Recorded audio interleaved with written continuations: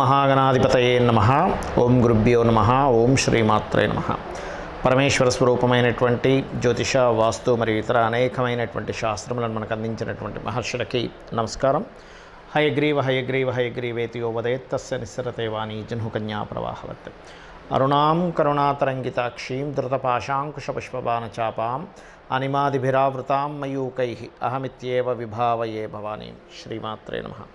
ప్రేక్షకులకి ఆ లలితాంబిక అమ్మవారి యొక్క అనుగ్రహం పరిపూర్ణంగా కలగాలని మనస్ఫూర్తిగా కోరుకుంటూ, మనం ఈరోజు మే మాసంలో 1వ తేదీ నుంచి 31వ తేదీ వరకు ద్వాదశ లగ్నాల వారికి, ద్వాదశ లగ్నం తెలియనటువంటి వారు రాసుల నుంచి చూసుకోవచ్చు. వారికి ఏ విధంగా ఈ యొక్క మాసంలో ఏ విషయాల్లో అద్భుతంగా ఉంటుంది, ఏ విషయాల పట్ల కాస్త జాగ్రత్త వహించాలి, మరియు ఏ దేవత ఆరాధన చేసుకుంటే మీకు ఇబ్బంది ఉండదు అనేటువంటిది తెలుసుకుందాం. దానికంటే ముందు అసలు గ్రహస్థితి ఏ విధంగా ఉంది అని చూసుకున్నట్లయితే, మనకి మేషంలో రవి గురువుల యొక్క కలయిక ఉంది. కాకపోతే ఈ గురువు మనకి మే 1వ తేదీ 2వ తేదీ నుంచి ఆల్మోస్ట్ 1వ తేదీ ఈవినింగ్ లోపల అండ్ 2వ తేదీ నుంచి వృషభంలోకి మారిపోతున్నాడు. రవి 14వ తేదీ నుంచి, శుక్రుడు అక్కడే ఉంటాడు. అదేవిధంగా కేతువు కన్యారాశిలోని మరియు శని కుంభరాశిలోని, మీనరాశిలో కుజ బుధ రాహువుల యొక్క సంచారం జరుగుతూ ఆ యొక్క బుధుడు 11వ తేదీ నుంచి మన మేషరాశిలోకి సంచరిస్తాడు. ఈ యొక్క గ్రహస్థితిని అనుసరించి ద్వాదశ రాశుల వారికి ఎలా ఉంటుంది అనేటువంటి విషయం మనం ఇప్పుడు తెలుసుకుందాం. ధనస్సు లగ్నము, ధనస్సు రాశి. ధనస్సు వారికి గనక చూసుకున్నట్లయితే రాస్యాధిపతి అయినటువంటి గురువు 6వ స్థానంలో ఉన్నాడు. ఈ 6వ స్థానంలో ఉన్నటువంటి గురువు ఉన్నటువంటి స్థితి ఏమిటి అంటే, ఇది ఇన్వెస్ట్మెంట్స్ రిలేటెడ్ సంబంధించిన విషయాలకి మీకు చాలా బాగుంటుంది. సహజంగానే 3వ స్థానంలో ఉండేటువంటి గురువు, శని 6వ స్థానంలో ఉండేటువంటి గురువు, ఈ రెండు కూడా డబుల్ ట్రాన్సిట్ 12వ స్థానం మీద పడుతున్నందుకు విదేశాల కోసం విదేశాలకు వెళ్ళాలి, లేదా ఇక్కడ నుంచి ఇంపోర్ట్ ఎక్స్పోర్ట్ ఏదైనా బిజినెస్ చేయాలి, తండ్రి గారి ఆస్తికి సంబంధించిన విషయంలో ఏదైనా వివాదాలు ఉన్నాయి, ఇటువంటి విషయాలు మీకు క్లియర్ అయ్యేటువంటి సూచనలు కనిపిస్తున్నాయి.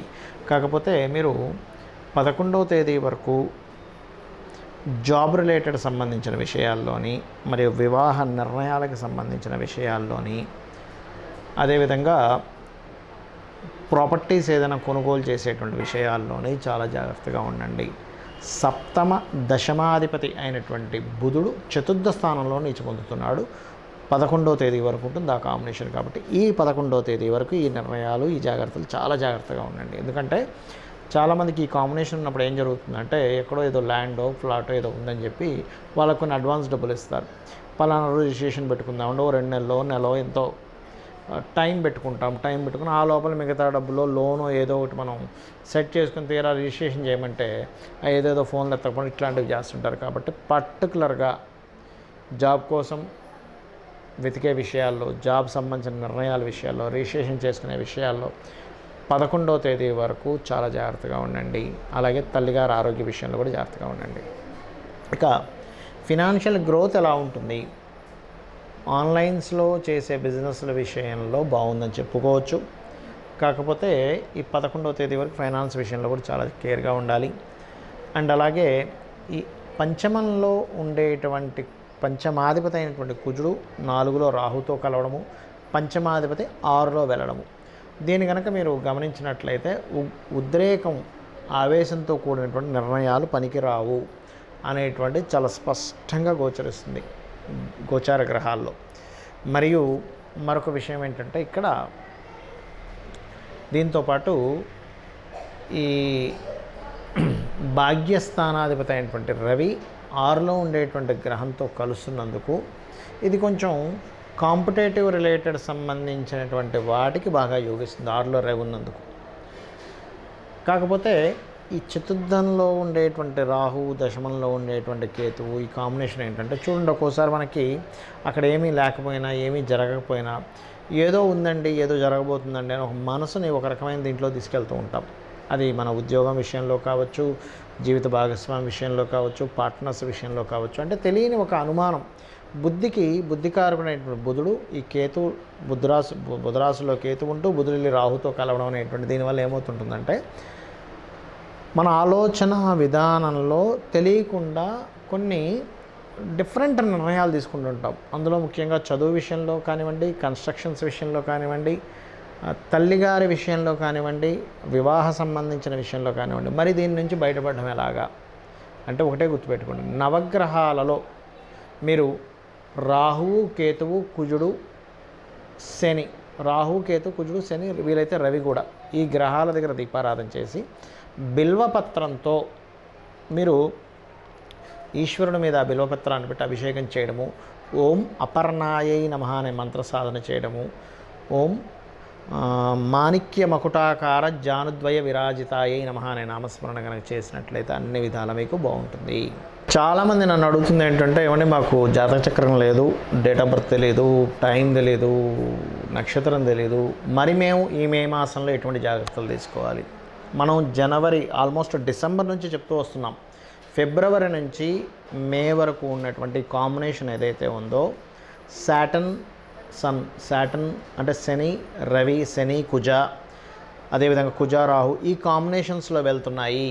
కాబట్టి లైఫ్లో అంటే ప్రపంచవ్యాప్తంగా కావచ్చు, దేశవ్యాప్తంగా కావచ్చు, మనం ఊహించనటువంటి మలుపులు, ఎవరు ఎక్స్పెక్ట్ చేయనటువంటి పోలీస్ డిపార్ట్మెంట్ కావచ్చు, మిలిటరీ కావచ్చు, గొడవలు కానివ్వండి, ఒక రకమైనటువంటి ఉంటాయని చెప్పి నేను చెప్తూ వస్తున్నాను యాజ్ ఇట్ ఈస్గా. ఎందుకంటే ఇదేదో మన గొప్పతనం కాదు, వెరీ క్లియర్లీ మనకి ముండేన్ ఆస్ట్రాలజీ అంటారు, మైథుని జ్యోతిష్యం అని, ఆ యొక్క దాంట్లో చాలా స్పష్టంగా ఉంది కాంబినేషన్స్ అనేవి. కాబట్టి అందరికీ నేను చెప్పేది ఒకటే, మే ఎండింగ్ వరకు కూడా కొంత జాగ్రత్తగా ఉండండి. ఎక్కువగా అంటే ఎక్కువ పబ్లిక్ ఉండేటువంటి ప్రదేశాల్లో కొంత జాగ్రత్తగా ఉండండి. అయితే ఇక్కడ రాశి, నక్షత్రము, లగ్నము ఏమీ తెలియనటువంటి వారు ఒకటే గుర్తుపెట్టుకోండి, వీలైతే మీకు పెద్దగా నేను ఏ పూజలు చేయించుకోలేనండి, కొంచెం నా ఆర్థిక స్తోమత బాగాలేదు అనుకునేటువంటి వారు సింపుల్ టెక్నిక్ ఒకటి చెప్తా. మీకు దగ్గరలో గోశాల ఉంది, చక్కగా పిడికెడు బెల్లం పెట్టండి చాలు, క్యారెట్స్ తినిపించండి, లేదా బీట్రూట్స్ లాంటివి గోవుకు తినిపించండి చాలు, ఇదే మిమ్మల్ని కాపాడుతుంది. అంటే ధనం లేదండి, లేదు అది కూడా తినిపించలేని స్థితిలో ఉన్నానండి అన్నప్పుడు ఇంట్లో కూర్చొని చక్కగా చండీ పారాయణం వినండి, విన్నా సరిపోతుంది. మీరు వెళ్ళి చేసేయాలని రూల్ ఏమీ లేదు, గుర్తుపెట్టి వినండి. లేదంటే నాకు స్తోమత ఉంది, నా దగ్గర 4 డబ్బులు ఉన్నాయి, నేను చేసుకోగలను అన్నప్పుడు మీరు ఖచ్చితంగా చండీ పారాయణం చేసుకోవడము, చండీ హోమంలో పార్టిసిపేట్ చేయండి. దీని ద్వారా ఏమవుతుందంటే మీకు ఖచ్చితంగా మీరు ఏదైతే ఇబ్బంది పడబోతున్నారో ఆ అమ్మవారు మిమ్మల్ని కాపాడుతుంది. అదేవిధంగా కాస్త కుజుడికి, శనికి దానాలది ఇవ్వండి, లేదా కుజ శని గ్రహాల దగ్గర దీపారాధన చేయండి. ఇవి రాశి, నక్షత్రం, గ్రహం తెలియకపోయినా ఇవి చేయడం ద్వారా మీకు ఈ మంత్ చాలా బాగుంటుంది. బికాజ్ ఆఫ్ కాంబినేషన్స్, అంటే కర్మకారకుడు ఈ శని, కుజ, రవి ఈ కాంబినేషన్స్తో కనెక్ట్ అయి ఉన్నాడు. కాబట్టి ఈ గ్రహాలకు చేసుకోవడం ద్వారా మీరు చేసే ప్రయత్నము ధనం కోసం కావచ్చు, ఉద్యోగం కోసం కావచ్చు, ఖచ్చితంగా బాగుంటుంది. అయితే ఇక్కడ చాలామందికి ఏంటంటే, ఏమండి మరి మేము అంటే కొంతమంది అడుగుతూ ఉన్నారు, నాకు దాని గురించి చెప్తున్నాను. ఈ గోచారం గురించి చెప్తున్నారు, ఈ లగ్నం గురించి అంటున్నారు, కాసేపేమో రాశి గురించి అంటున్నారు, అసలు ఏది తీసుకోవాలని అడుగుతూ ఉన్నారు.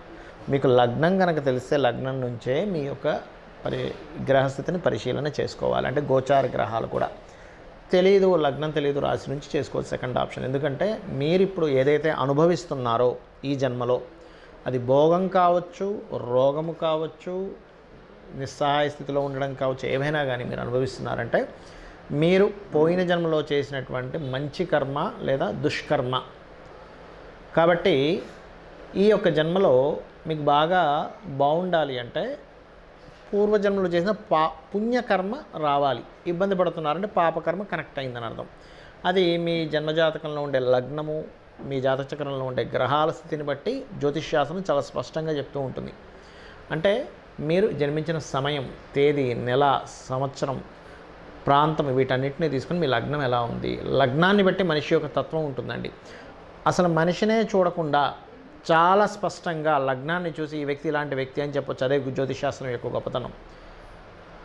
అతని యొక్క ధనస్థానాన్ని బట్టి అతను ఏ ప్రయత్నం చేస్తే ఇతనికి ఫైనాన్షియల్గా బాగుంటుంది, ఏ దేవతా ఆరాధన చేసుకుంటే ఇతనికి పూర్వజన్మలో ఉన్నటువంటి పాపము తొలగిపోయి ఫైనాన్షియల్ గ్రోత్ పెరుగుతుంది అనేటువంటి చాలా స్పష్టంగా చెప్పొచ్చు. ప్రయత్నాలు కావచ్చు, గృహం ఏ దిశలో నివసిస్తే బాగుంటుందని కావచ్చు, ఎటువంటివి చదివితే ఇతనికి భవిష్యత్తులో బాగుంటుందని కావచ్చు, ఇప్పుడున్న నడుస్తున్నటువంటి మహాదశ ఎలా యోగిస్తుంది, ఒకవేళ యోగించాలంటే ఏం చేసుకోవాలి? చాలామంది ఏమనుకుంటారంటే జ్యోతిషాస్త్రం అంటే యోగించట్లేదంటే ఏదో వేలు లక్షలు పెట్టి పూజలు చేయించుకోవాలనుకుంటారు. అది పూర్తిగా తప్పండి. మీ దగ్గర ధనం లేదు, అమ్మవారి నామాన్ని రూపాయి ఖర్చు లేకుండా ఇంట్లో కూర్చొని చేసుకోవడం ద్వారా మీరు ఉద్ధరింపబడతారు. ఈ కలియుగానికి ఉన్నటువంటి గొప్పతనం అలాంటిది. అంటే చక్కగా ఇంట్లో కూర్చున్నారు, డబ్బులు లేవు, ఏమి టెన్షన్ పడకండి, నాకేదో గ్రహస్థితి ఇలా అయిపోతుంది అలా అయిపోతుంది, ఏం టెన్షన్ పడకండి. చక్కగా ఇంట్లో కూర్చొని శ్రీమాత్రే నమః చేసుకుంటే మీ పనులు మీరు చేసుకోండి. అలానే ఇంట్లోనే కూర్చొని ఏ పని చేయొద్దని చెప్పట్లే. ఇంట్లో మీకు ధనం లేకపోతే శ్రీమాత్రే నమః అనలేరా? అనగలరుగా, చక్కగా అనండి, సరిపోతుంది. అమ్మవారే రక్షిస్తుంది. అమ్మ ఎలా రక్షిస్తుందో అలా చక్కగా అమ్మవారు రక్షిస్తుంది. మీకున్నటువంటి స్థితి ఏదైతే ధనం కోసమా, లేకపోతే ఉద్యోగం కోసమా, వ్యాపార అభివృద్ధి అవ్వట్లేదా, ఖచ్చితంగా అమ్మవారు మిమ్మల్ని రక్షించి తీరుతుంది. కాకపోతే ఏంటంటే మీరు ఫిక్స్ అవ్వాలి, నేను ఇది చేస్తున్నాను, నన్ను అమ్మవారు రక్షిస్తుంది. ఇంకా ఫైనల్ ఇంకోటి మరొకటి లేదు, ఈ విశ్వాన్ని మొత్తం ఇంత పెద్ద విశ్వాన్ని నడిపిస్తుంది అమ్మవారికి మీ చిన్న ప్రాబ్లం తీర్చడం పెద్ద కష్టమా అనేటువంటిది ఒక్కసారి మీరు ఆలోచించి మీ ప్రయత్నం మీరు చేయండి. జాతక చక్రంలో ఉన్నటువంటి దోషాలు ఏమున్నా సరే తొలగిపోతాయి. మరి మీకు ఇక్కడ సందేహం కలగొచ్చామండి ఈ గోచార ఫలితాలు ఎందుకు చెప్పుకుంటున్నామని. గోచారము జాతకము రెండు కనెక్ట్ అయినప్పుడు మనకు ఒక మంచి ఇన్సిడెంట్ జరగడానికి బాగుంటుంది. గోచారం అనుకూలంగా లేనప్పుడు, మన జాతకం అనుకూలంగా లేనప్పుడు ఎటువంటి సిచ్యువేషన్స్ మనకు ఏర్పడతాయని చెప్తున్నటువంటిదే గోచారం. అంటే మనం ఒక ప్రయత్నం చేస్తున్నాం, ఓ దగ్గరికి వెళ్ళాలి, ట్రాఫిక్ జామ్ ఉంది, మనం ఆలస్యం అవుతుంది, మన ప్రయాణం ఫ్రీగా ఉంది, చాలా ఫ్రీగా వెళ్ళిపోతాం. దట్ ఈజ్ గోచారం. అంటే బయట ఉన్న సిచ్యువేషన్స్, బయట ఉన్న మార్కెట్, ఇవన్నీ గోచారం అనుకుంటే మన ప్రయత్నం మన జన్మజాతకం. కాబట్టి నేను చెప్పినటువంటి ఈ యొక్క పరిహార మార్గాన్ని చేసుకుంటూ మీ యొక్క జీవితాన్ని ఆనందమయం చేసుకుంటారని మనస్ఫూర్తిగా ఆ అమ్మవారిని కోరుకుంటూ శ్రీమాత్రే నమః.